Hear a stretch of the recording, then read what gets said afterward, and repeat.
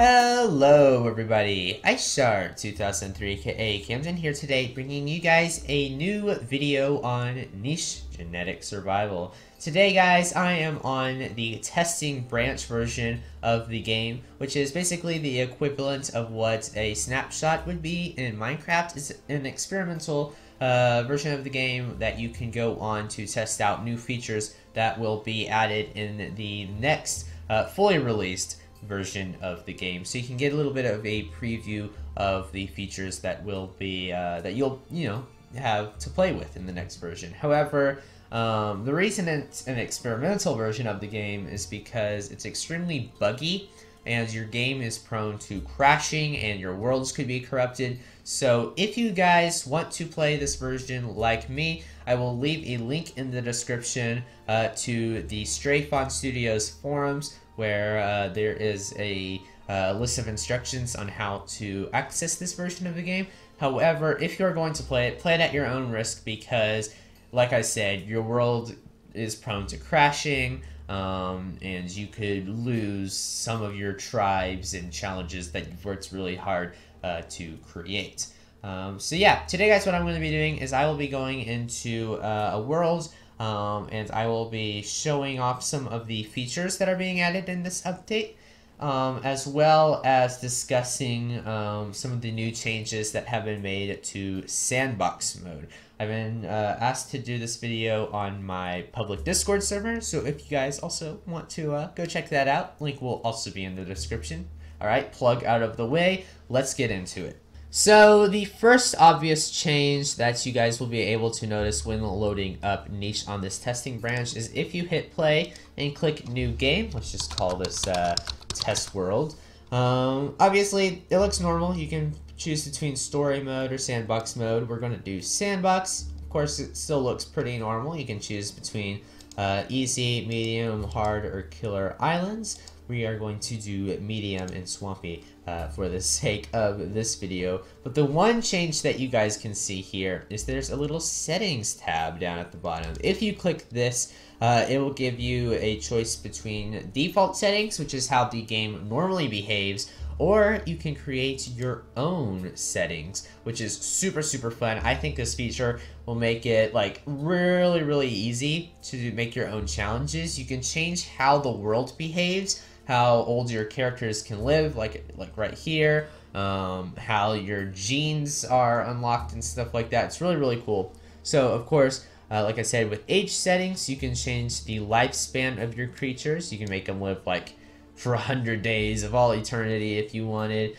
You can make babies, children,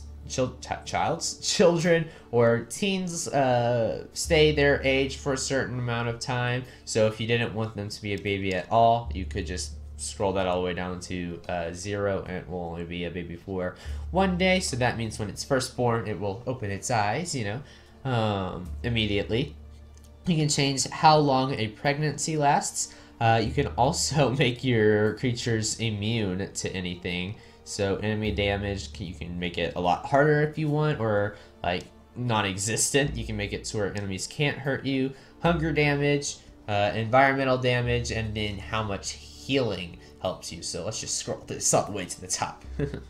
Then you have gene settings. This will give you your two like Adam and Eve creatures that will first spawn on your island when loading up a world. If you want, you can increase the number of creatures that do appear. And one thing, this is my favorite feature of this update, is you can actually edit the creatures that will appear on your island when first loading up the world. So of course you can change their name to whatever you want, their gender, their rank. You can change at what age you want them to start at. So if you wanted it to be random, you can make it to where they start between 0 days to 100 days. So that means they could be a baby, child, teen, adult, whatever you want. However, the game does have it set to where it's like 7 days automatically, I believe. So yeah, let's just do that so it's normal. You can change the color that the action points are. You can sort through all the different colors that it gives you. You can give forbidden genes. So if you want it to be random, if you want to load up a random creature, where you don't know the genes, but of course you don't want like a certain set to start off with. So like deformed paw and hemophilia are like the two obvious ones you wouldn't want to immediately have. This won't keep you from inheriting these genes later down the line if you invite rogues or stuff into your tribe. However, it will prevent your Adam and Eve creatures from starting with these traits, so that way you can like get off on the right foot when starting your world. Or if you didn't want any of these, you could just take them all out and yeah, open yourself up to whatever Mother Nature throws into the world. And then my favorite part of this is down here. You can actually specifically choose the genes that you want your creatures to start out with. So let me just create a random creature right here. So as you can see, I've just chosen a bunch of genes that I would want in my starting creature.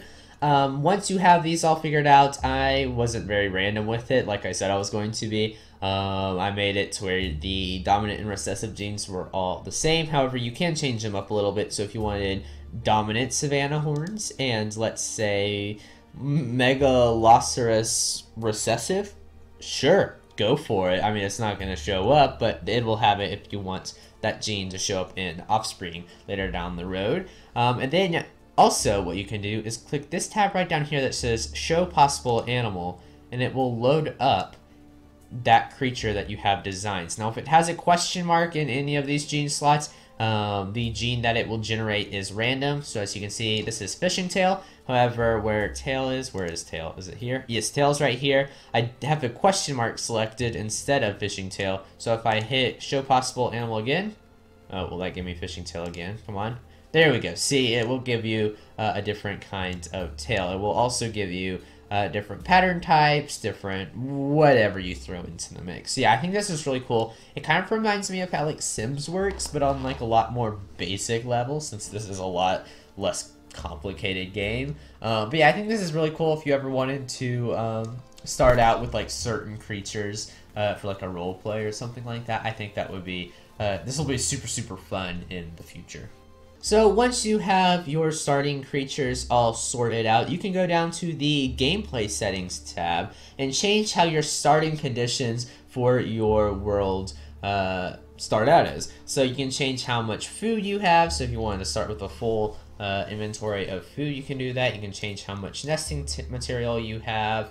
You can actually put a limit on how many creatures you can put in your tribe, which is also a really cool feature for challenges. So if you wanted it to where it cuts off at a certain amount and you have to like choose between creatures on like how many you can have in your tribe, I think that's really cool. Or you can leave it unchecked and have as many as you'd like, whatever floats your boat. And then down here in gene settings, unlock all genes will mean that all of the genes in the mutation menu will start off unlocked, or you can do blind gene mode, which is where you have to unlock the mutations in the mutation menu as you play through the game.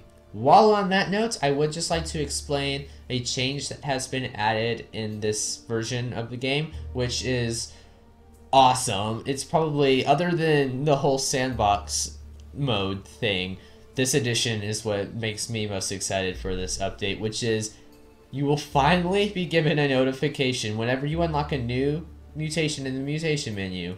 Your notification will say which gene that is, which is awesome because you guys know, if you've watched any of my live streams or gameplays throughout this game, I go crazy whenever it's like new mutation unlocked, and I'm like, but which mutation did I unlock? I have no idea. So yeah, this change was really exciting. The final tab in the sandbox mode is the world settings. Here you can choose what spawns in the world. If you wanted no ballerinas or no birds, you can uncheck that and they won't appear throughout your game. You can choose that with predators, animals, which let's check off rogue males because they're annoying. Anything, plants, stuff that grows naturally, you know, like if you wanted, you know, nests and you had to build your own nests, there you go. You can do that. You can choose whatever you want. That suits however you want to play the game. Once you have all of your settings figured out, you just exit out, back out of that, make sure it's all selected, and hit play. So those are all of the new features added to Sandbox. However, now let's take a look at some of the new genes added in this update. As you can see, they're pretty easy to spot right off the bat with my two creatures right here. First off, let's take a look at our male. We have Savannah Horns, which grants +1 strength. This is the same as any other kind of horns that you can find on any creatures. They're mainly just for cosmetic effects, but they do look really, really cool, especially in a Savannah biome. Next, we have Bat Head, which grants +2 insect collecting, +2 smelling, and +3 hearing. Now, correct me if I'm wrong, but I believe the +3 hearing and the +2 smelling is the same as some of the other snouts. I'm not entirely sure on that, but the +2 insect collecting is the best, or it's like the key feature of this snout, which I will get into in a minute.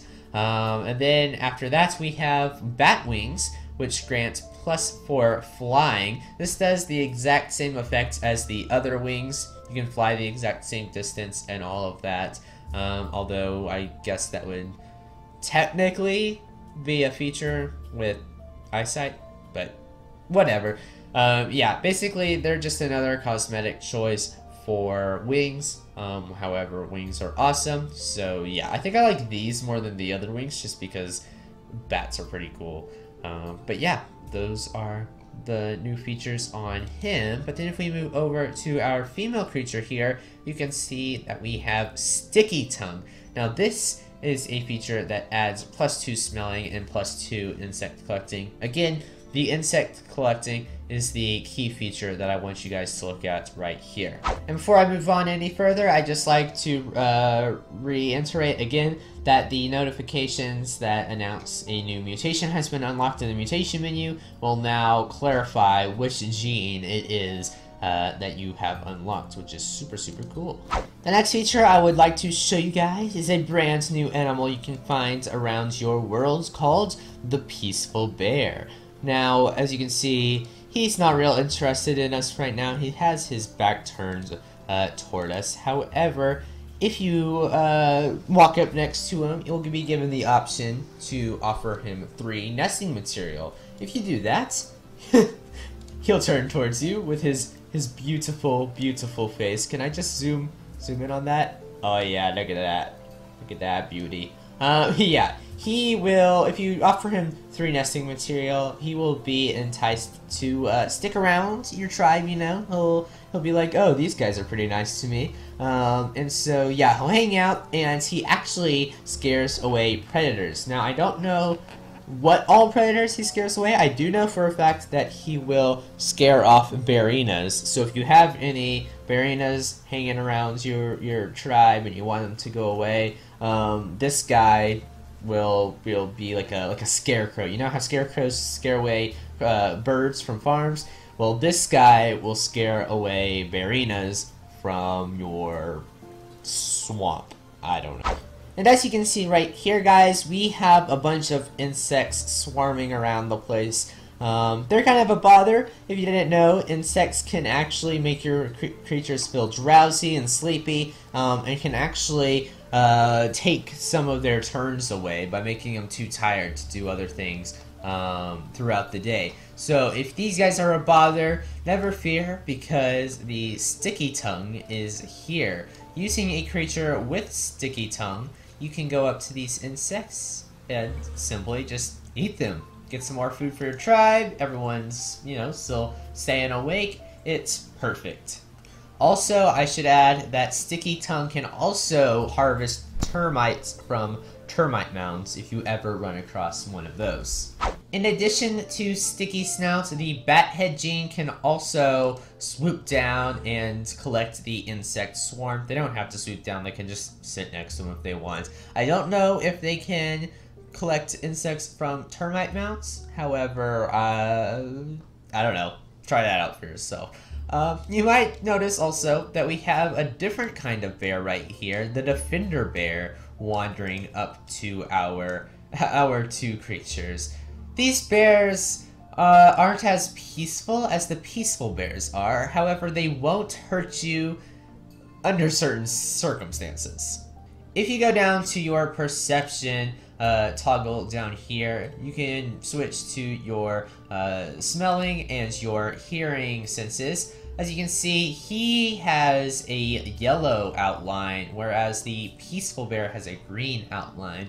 Yellow outlines mean that the creature that you have selected is neutral.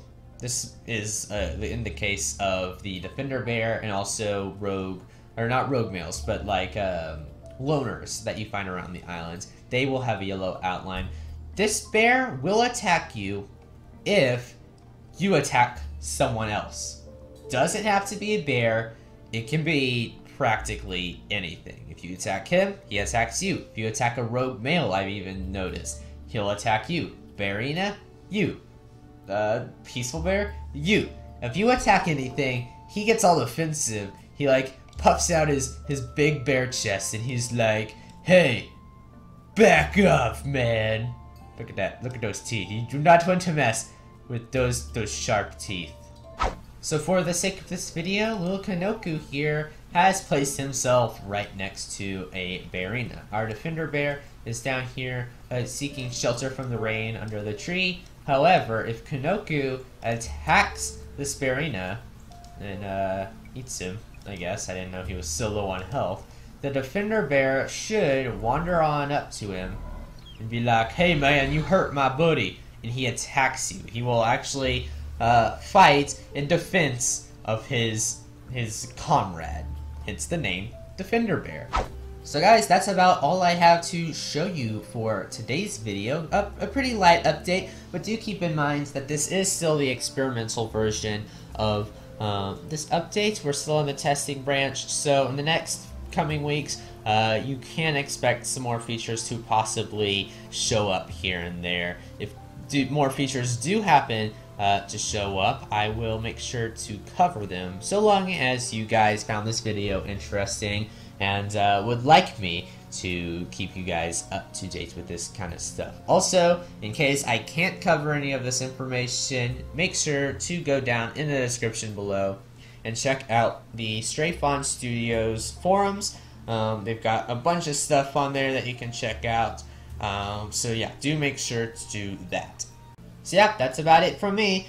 Do let me know down in the comments below which of these features added in this update is your favorite. Is it the new sandbox mode settings? Is it the new bat head? Or is it the derpy looking bears that wander around your world? Personally, I like the defender bear because he looks like the Ben Swolo meme that came out whenever The Last Jedi came out, if any of y'all remember that.